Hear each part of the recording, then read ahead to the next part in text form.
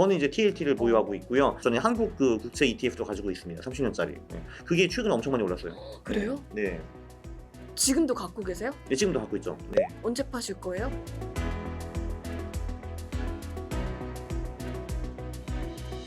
네, 예. 빅터뷰 시작하겠습니다. 우리 자산 배분의 사나이 그리고 투자 전문가 강한국 작가 모셨습니다. 어서 오십시오. 안녕하십니까. 네, 4개월 전에 오셨더라고요. 네. 근데 그때와 지금의 차이가 있습니다. 비트코인 가격도 차이가 있겠지만 주식시장도 차이가 있겠지만 작가님의 머리 색상 차이가 있네요. 네, 제가 트럼프를 좀 따라 해보려고 했습니다. 네. 요즘 아. 유행이잖아요, 트럼프가. 그래서 트환국이라는 별명이 요즘 좀 있다고 하던데. 아, 오늘 처음 들었는데 굉장히 멋진 별명이네요. 아, 그래요? 별명이네요. 네. 네. 예. 아니 그래서 안 그래도 염색을 하셨던 시점이 한 지난달인 것 같아요. 네, 한두 달 정도 된 것 같습니다. 그렇죠. 근데 네. 한두 달 전부터 시장 분위기도 많이 변했거든요. 시장 컬러도 변했고 작가님의 헤어 컬러도 변했다. 이거 참 공교롭습니다. 그래서 그러네요. 오늘 네. 해주실 얘기가 많을 것 같아서 네. 저희 오늘 또 블랙 먼데이 주간에 저희가 녹화를 하고 있기 때문에 들어볼 말이 참 많을 것 같아서요. 하나씩 여쭤볼게요. 미국으로 네. 가볼까요? 예. 10% 넘게 빠지면 조정 국면 시작이라고 하잖아요. 근데 그렇죠. 네. 오늘 또 주단 실업 청구 건수 확인하고 나서 들어주면 보이긴 했는데 여전히 변동성 장세라서 좀 걱정은 돼요. 근데 작가님 예전에 그런 얘기 하셨더라고요. 대선 전에 한 번 큰 조정이 올 것이다. 네, 맞아요. 왜냐면은 네. 그러니까 보통은 이제 7월, 8월, 9월, 10월 네 달 동안에 보통은 한 번 정도 조정은 이제 거의 무조건 왔고요. 대선 전에. 왜냐면 아무래도 정치적 불확실성이 이제 커지고 이렇기 때문에. 근데 아니나 다를까 정말 그 왜 지금 바이든 대통령이 후보였는데 그분이 후보직을 내려놓음과 동시에 시장이 흔들리기 시작했어요. 네. 그래서 정말 이 정치적 불확실성이라는 것이 시장에 미치는 임팩트가 굉장히 큽니다. 그건 확실하고요. 그래서 이제 보통은 7월, 8월, 9월에 떨어지는 경우도 있고 10월에 떨어지는 경우가 가장 많았어요. 지금까지는. 그래서 지금 근데 이제 보통은 이렇게 떨어진 다음에 시장이 다시 급격히 반등하는 것이 정상적인 모습이거든요. 왜냐하면은 여당이 정부 그 대선에서 이기기 위해서 돈을 많이 풀거든요, 보통. 네, 그게 이제 정상적인 시나리오인데, 근데 갑자기 이번에 그 시암의 법칙인가 그게 떴어요. 샴의 법칙. 네, 시암의 법칙. 제가 사실 이분의 그 이름을 어떻게 발음하는지 모르겠어요. 어쨌든 그 3의 법칙이 떠가지고 제가 분석을 해봤죠. 실제로 집에서 이 3의 법칙이 실제로 주시장에 어떤 영향을 미치는가 하고 네. 봤는데, 그래서 결론적으로는 그 3의 법칙이 뜨면은 그때 이미 벌써 그 경기 침체 초기일 가능성이 높다라는 게 어쨌든 결론이었고, 지금까지 그게 다 맞았기 때문에. 그리고 그때 이제 투자를 했으면은 한 3에서 6개월 동안 주시장이 안 좋더라고요. 나스닥이 특히. 네. 그리고 한 3에서 6개월 동안 내려갔다가 바닥을 찍은 다음에 다시 올라가는 것이 정상적인 모습이었습니다. 그래서 저는 사실 그 3의 법칙을 모를 때까지는 네. 그냥 요번에 한번 찍고 다시 이렇게 급반등할 것 같았는데 지금은 이제 그 가능성이 좀 낮아졌다고 저는 보고 있어요.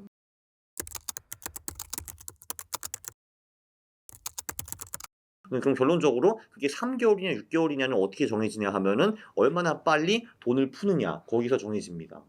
그래서 네, 그래서 미국이 그 M2 그러니까 통화량이 이제 늘어나는 그 시점이 언제인가? 이게 이제 3의 법칙이 뜬 다음에 제가 이제 히스토리를 쫙 살펴보니까 이제 미국이 돈을 푼 게 뭐 반년, 1년 후에 푼 적도 있더라고요. 그러면 주식시장이 그때까지 계속 비실거리고, 근데 그렇지 않고 좀 돈을 빨리 풀었다 하면은 또 급반등 하더라고요. 근데 예외가 두 번 있었습니다. 2001년이랑 2008년. 이제 그때는 돈을 아무리 많이 풀어도 경제가 너무 안 좋았기 때문에 그때는 주식시장이 회복하는데 시간이 굉장히 오래 걸렸고요. 근데 그건 딱 두 번밖에 없는 사례이고, 그렇게 어마어마한 경기 침체가 올 가능성은 당연히 그렇게 높지는 않겠죠. 네. 그럼 대선 전에 돈을 빨리 풀 수 있다고 보시는 거고요? 저는 무조건 빨리 풀 거라고 봅니다. 왜냐면 이겨야 되잖아요, 지금. 네, 왜냐면은 11월에 경기가 안 좋고 주식시장이 안 좋으면은 민주당이 무조건 집니다. 네. 그거는 이제 원래 미국의 국룰이거든요. 사실 내가 기분이 나쁘고 경제가 안 좋고 내가 실업이고 그리고 주식시장 떨어져 있는데 기분 나쁜데 내가 민주당을 왜 찍겠습니까, 여당을. 그러니까 당연히 민주당을 안 찍을 거기 때문에 돈을 무조건 풀 수밖에 없다라고 저는 보는 사람입니다. 현상 유지되면 안 되니까. 절대 안 되죠. 네, 네. 그렇죠. 그럼 작가님 말대로라면 지금이 어떻게 보면 진입의 기회가 될 수는 있겠네요. 네, 저도 그러니까 그 가능성이 좀 크다고 보고요. 다만 정말 2001년이나 2008년처럼 그런 큰 경제 위기가 오면은 제 말이 다 틀리게 되겠죠. 네. 근데 그럴 가능성이 없지는 않습니다. 그럴 가능성 저는 한 뭐 20% 정도로 이제 보고 있고요. 네. 80%는 그냥 정상적으로 돈을 막 풀어가지고 다시 올라가는 장이라고 보고 있습니다. 알겠습니다. 그럼 좀 더 구체적으로 지금부터 분할 매수 접근도 가능한 건가요?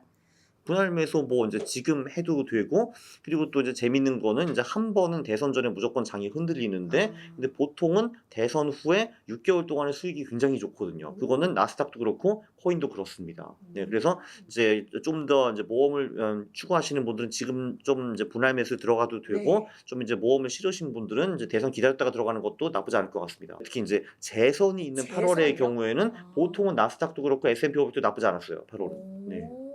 왜냐면은 그 인제 그 보통은 이제 미국장이 한 7월 중후반에 한 바닥을 찍고 네. 8, 9, 10월에 올라간 경우가 많았습니다. 왜냐면 이제 7월 그러니까 대선 석 달 전에 다시 한번 이제 정책 불확실성이 어느 정도 부각이 되었다가 정부가 돈을 막 풀기 시작해 가지고 8, 9, 10월에 많이 올랐죠. 통상적으로는 그랬어요. 이번이 그럴지는 저도 잘 모르죠.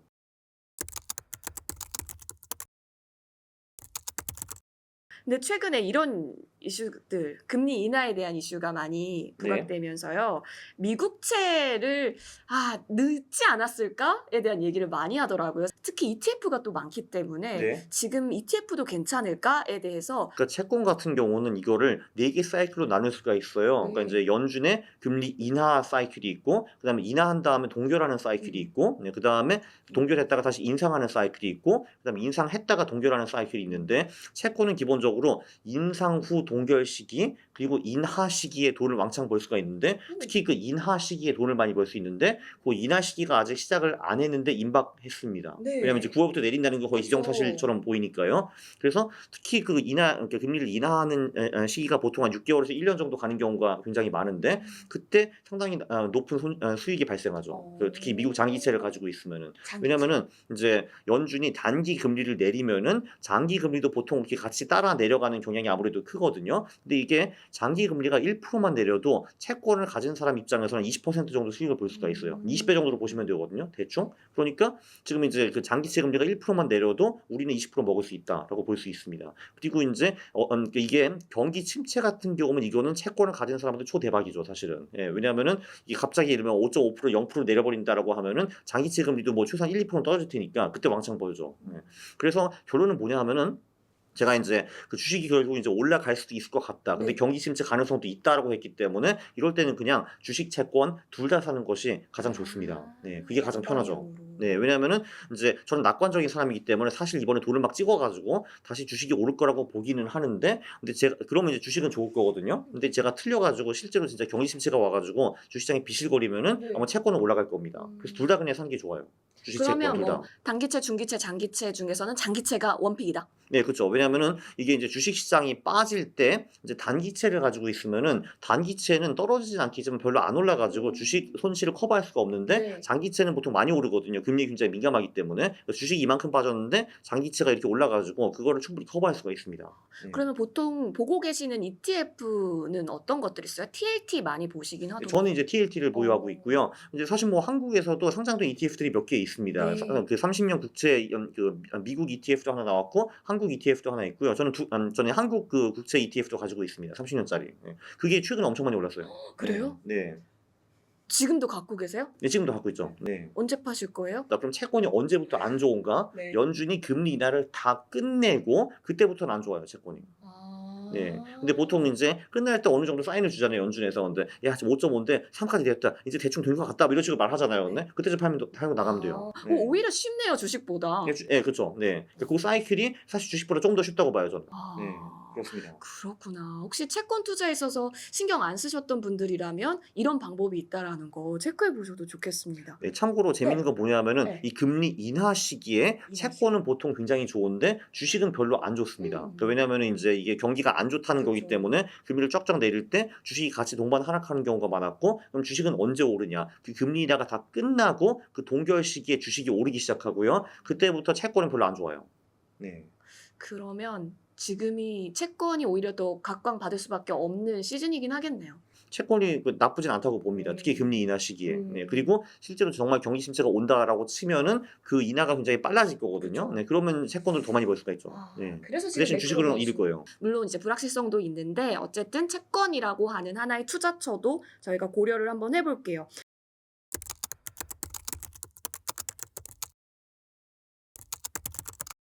11월, 4월 전략을 여태까지 계속해서 강조해 주셨어요. 뭐 네. 2년 전에도 강조해 주셨고 뭐 네. 몇 년 전에도 강조해 주셨어요. 그러니까 네. 여러분 혹시 처음 들으신 분들을 위해서 말씀드리면 그런 사람들이. 네, 예.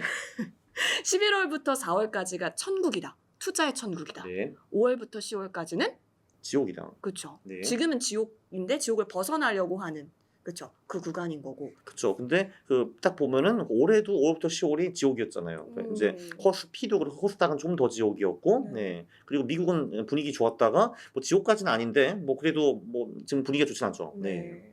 그러면 11월에는 작가님께서 강조해 주셨던 뭐 주식이라든지 알트코인에 있어서의 계절이 될 수 있을지 저희는 그 부분 좀 지켜보면 되겠네요. 그렇죠. 그리고 심지어 대선이 또 끝나가지고 네. 정책 불확실성까지 해소되고 그리고 이게 또 심지어 홀수회거든요. 이제 홀수회가 짝수보다 훨씬 좋거든요. 수익률이 보통. 네. 그래요? 그래서 이런 것도 다 해가지고 그래서 원래는 이제 24년 10월, 11월 이때가 우주의 기운이 오는 때거든요, 사실. 예. 예, 그래서 이 경기 침체 이것만 좀 빨리 좀 넘어갔으면 좋겠습니다. 그것만 아니면 되게 좋아요, 확실히. 그런데 문제가 있죠. 그게 그 이제 뭐 미국이나 코인은 그래서 꽤 낙관적으로 보고 있는데 요번에 그 캐리 트레이드가 청산되기 네. 시작됐거든요.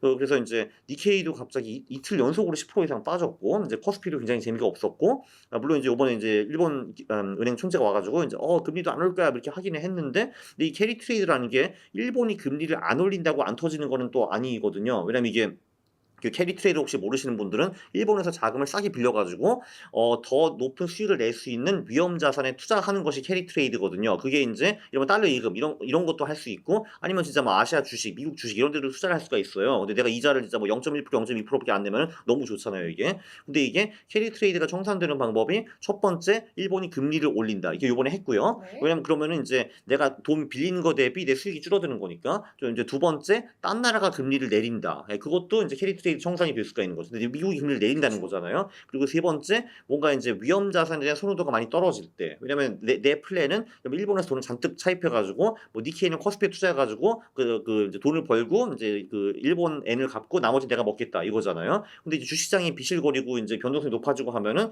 그 매력도가 많이 떨어지는 거잖아요. 그럼 그것도 그 엔캐리 트레이드 청산으로 올 수가 있죠. 근데 문제가 뭐냐면은 엔캐리 트레이드 청산 이게 역사상 한 3번 정도 있었어요. 저는 그거 어떻게 정리하냐 하면은 일주일 내에 엔화가 달러 대비 5% 이상 올라가는 거. 예, 근데 그게 3번 있었는데 그게 97년, 99년, 2008년이었어요. 97년 후에는 IMF가 왔고 99년 후에는 나스닥 버블이 터졌고 2008년은 금융위기가 왔습니다. 그래서 저는 이거 보고서 이게 뭐야? 했죠. 네. 그래서 엔캐리 트레이드 청산 후에 특히 코스피 지수가 되게 안 좋았어요. 예. 맞아요. 예, 그래서 저는 왠지 이번에도 이제 한국 비중은 조금 적게 들어갈 것 같아요. 들어가긴 들어갈 건데. 11월에 들어가실 거죠? 들어가긴 들어가야죠. 그래도 홀수 11월 4월 놓칠 수 없으니까 들어가긴 할 건데 근데 크게 들어갈 것 같지 않아요, 왠지. 네. 그렇습니다. 알겠습니다. 그러니까 그 변수도 계속해서 갖고는 있어야겠네요. 근데 11월까지 엔화가 무사하고 네. 다시 이제 회복됐다 하면은 그럼 이제 그냥 노멀 비중으로 들어갈 것 같아요.